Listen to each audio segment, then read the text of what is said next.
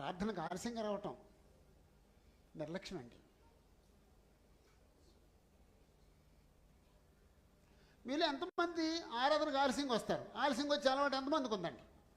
అయితే చాలామందికి ఆరాధనకు ఆలస్యంగా వచ్చే అలవాటు ఉందండి. అది చాలా బ్యాడ్ హ్యాబిట్ అండి. పతనానికి మొదటి మెట్టండి అది. ఆత్మీయ పతనానికి మొదటి మెట్టండి ప్రార్థనకు ఆలస్యంగా రావడం అంటే.